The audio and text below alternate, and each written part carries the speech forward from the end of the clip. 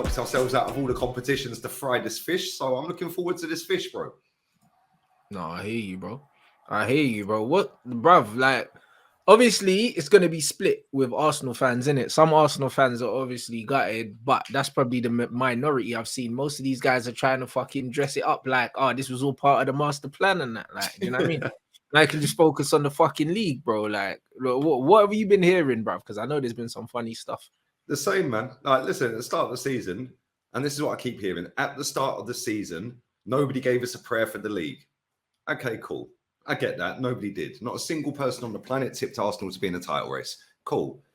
But when we were 8 points clear, expectations have to change. And that doesn't mean at the expense of other cup competitions. Like, if we're only going to play one competition from next season, then cool. Just bin off all the free competitions, say we're not going to enter them.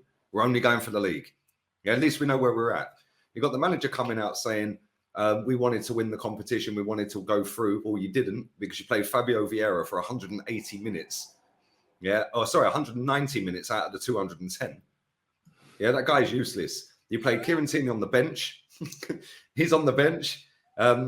It was just it's fine. You got your false left back in it, Zinchenko, blood. You know the ones there. Like, what it is. You don't need a left back, bro. You know, like that. That guy, he plays in the hole. You get me? He plays in the pocket and all of that. You know what I'm saying? Like, bro, everyone to Ukraine in the first half. Yeah, they put a ball out from the goal kick. Yeah, I swear, right? They kicked this ball out from the goal kick. Yeah, and it was literally like straight on him. It bounced. The guy took a touch backwards while he was in our box. He carried on running into the North Bank lower. I was like, where's he going? Like, bro, I've had Arsenal fans send me compilations of Zinchenko playing in the number 10 when he's meant to be at left back, and like it's a good thing. You know, like that. Like, it's crazy. The thing is, his passing's quality. Yeah, that ain't even up for debate. His passing is very good. His short passing is sick. Yeah, but it ultimately is in the team to defend. And he's never a left back. Yeah, and then you got left back, the most decorated footballer at our club, won trebles, sat on the bench. You got Aaron Ramsdale getting absolutely schooled from the halfway line. Like, man, I can't lie. Yeah, there was a couple of fans in the ground, right? And the cameras panned to them fans, and they were like, oh my days. These Arsenal fans were like, wow. And sometimes you just have to hold your hands up and say, what a sick goal, isn't it? Yeah, that goal deserved to win any football match. Like, ridiculous goal. I was mad. But again, two flash in midfield. Jorginho doing keepy uppies and trying to do a quick 1-2 with Xhaka. Xhaka overplays the ball. Jorginho 2-foots the guy. He plays on, bang, straight in. What a finish. What a goal. But crazy goal. Bro, we didn't deserve to go through. Over the two legs, they should have had about 6 or 7 goals. We were lucky to get a draw out there.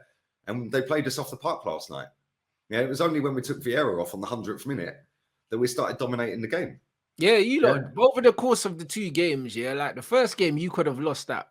You could have lost that easily. You know, like that. When you think that you got back into the game with an own goal, and you probably could have conceded 2 or 3 more. Like, you done well to still be in the tie going back to the Emirates. Do you know what I mean? So the fact that you went back to the Emirates and still couldn't get the job done, I don't think you could. Like, nobody can have any complaints, because you just needed to win the game at home. That's all you needed to do, was win a game of football in your own backyard, and you couldn't fucking do it. So, like, there can't be any complaints about yesterday, bruv. Do you know what I mean? And you probably got off lightly going out on penalties, because you probably should have lost in regular time. So I don't know. Just one of them things. But I should have been over in their ground. Yeah, they should have been 3-1 up. Yeah, and let's not forget, they had 2 of their players suspended last night. And I've seen people sitting there going, oh, yeah, but they haven't got a game this weekend, so they were going to play their top squad. Well, no, you mean they actually took the competition seriously, something this manager hasn't done since he's been here. This manager's lost to Olympiacos and got us knocked out. He's lost to Villarreal and got us knocked out. And he's knocked us out to Sporting Lisbon. And the majority of online fans are sitting there like this is a victory. Like, why? How is it a victory? And then all I keep hearing is, oh, but we haven't got the squad depth. We've got a thin squad. What does that even fucking mean? A thin squad? Yeah, that's just another load of BS to dress up a failure. Bro, this guy has had 3 opportunities in the Europa League, lost all of them. He's had 4 opportunities in the Premier League. 1's pending. He's lost all 3 of the previous. Right? He's had 4 League Cup opportunities. He's lost all 4 of them. He's had 4 FA Cup opportunities. He's won 1 and lost the other 3. 13 trophies bottled out of 14 available. And this is a good thing. Like, everything's revolutionary. Like, now, have you seen the latest one? Now, we don't call substitutes at Arsenal substitutes anymore, according to Arteta. They're now impactors. Okay, cool. What was Rob Holding impacting when he came on then? What do you mean impacting? What's man talking? Hold on. What is this a new like politically correct thing that man does now? This is another. Bro, I've got an even better one than that. Yeah, there's a new metric to rate fucking average footballers now, or big up a player for doing what they're supposed to be doing. Scan rate. How many times are you scanning? It basically means how many times you're looking around. Yeah. Scan rate, bro. Martin Odegaard had a scan rate of 0.5 against Fulham.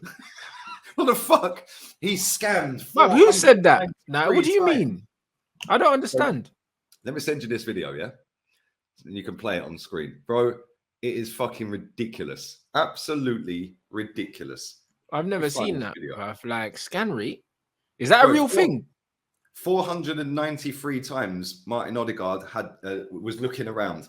On average, 5 times he looked around before he got the ball. So a scan rate of 0.5. How do you even work that maths out? This is wild, but this is the thing. People will be sitting there talking about impactors and scan rates and XG and XT and all of this crap, yeah? And it makes them sound semi-fucking knowledgeable on football, doesn't it? Like when the reality is, it's a load of bollocks. Have I found it? Yeah. Here we go. I'm going to send it to your WhatsApp now. You said you saw it on TikTok. Yeah, I'm not active on there still, bro. That place, man, just done out your brain cells and that. Yeah, I've just sent it to you on WhatsApp, yeah.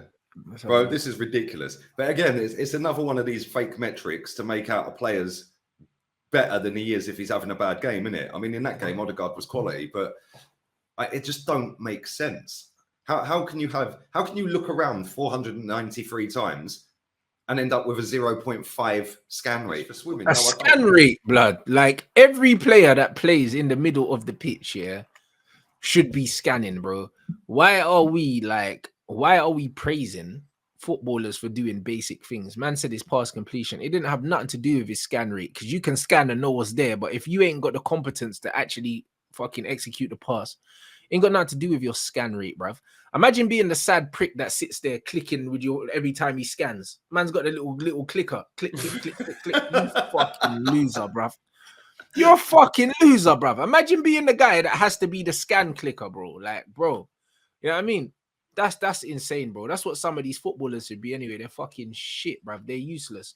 Do you know what I mean? Them man should be doing little scan clicks, bruv. It's become all about XT, XA, bruv. He scanned 400 times. Which moron decided we're gonna sit there, yeah, and monitor head movement, bruv, of a footballer?